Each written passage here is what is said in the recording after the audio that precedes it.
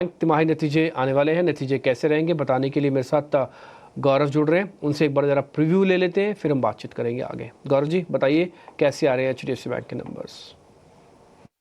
जी हाँ, अगर हम बात करें HDFC बैंक की तो प्री क्वार्टरली अपडेट्स में हमने पहले ही देखा है कि कहीं पे लोन बुक ग्रोथ जो था वो 3% पे था। बट अगर हम सीक्वेंशियल लेवल पे बात करें तो कहीं पे होलसेल बैंकिंग की लोन बुक जो है वहाँ पे 2.9% की ग्रोथ देखने को मिली थी। इसी के अलावा अगर हम बात करें डिपॉजिट्स की तो वहाँ पे 16% का ग्रोथ देखने को मिला। बट इसी के साथ साथ दो चीज़ें यहाँ पे हाईलाइट करना ज़रूरी है। एक तो जो CD रेशियो है वो 99.2% पे आ गया है, इम्प्लाइड CD रेशियो। और इसी के साथ साथ अगर हम प्री क्वार्टरली अपडेट्स की बात करें तो कहीं पे जो टर्म डिपॉजिट्स और बल्क डिपॉजिट्स है वहाँ से ग्रोथ जो है वो ज़्यादा देखने को मिली थी। और इसी के बाद ब्रोकरेजेस का मानना ये था कि कहीं पे नेट इंटरेस्ट मार्जिन पे प्रेशर रह सकता है, क्योंकि ये जो होलसेल डिपॉजिट्स में जो ग्रोथ है और इसी के साथ साथ होलसेल लोन बुक में जो ग्रोथ है सीक्वेंशियल बेसिस पे, इसकी वजह से। इसी के साथ अगर हम बात करें नंबर्स की तो नेट इंटरेस्ट इनकम में अभी ब्रोकरेजेस का मानना यह है कि कहीं पे 8% की ग्रोथ हो सकती है, जबकि PPOP जो है वहाँ पे और प्रॉफिटेबिलिटी में हमें 5% की ईयर ऑन ईयर ग्रोथ जो है देखने को मिल सकती है। उनका मानना यह है कि ओवरऑल नेट इंटरेस्ट मार्जिन में कहीं पे मॉडरेशन देखने को मिलेगा 1 से 2 बेसिस पॉइंट का।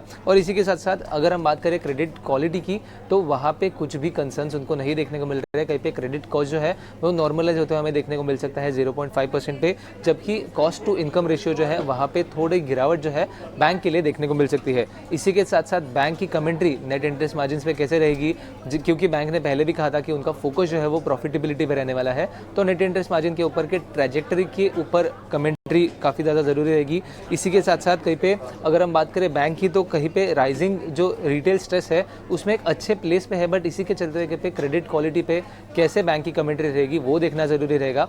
ओवरऑल अगर हम नंबर्स की बात करें तो एक अच्छे नंबर्स HDFC बैंक की तरफ से एक्सपेक्टेड है, बट फिलहाल के लिए नेट इंटरेस्ट मार्जिन पे नज़र रखना काफ़ी ज़रूरी रहेगा। ठीक है, स्लिपेजेस यानी कि जो नए NPA है उनमें थोड़ी सी बढ़ोतरी हो सकती है, मार्जिन पर थोड़ा सा दबाव बढ़ सकता है HDFC बैंक में। हालांकि आज हम देख रहे हैं कि नतीजों से पहले भी 0.25% के ऊपर ये शेयर कारोबार कर रहा है। और पिछले एक हफ्ते से अगर आप देखेंगे तो एक समय था, मतलब आज से 2-3 महीने पहले जब हम देखते थे कि 1600, सवा 1600, 1650 रुपए के रेंज में शेयर कारोबार कर रहा था।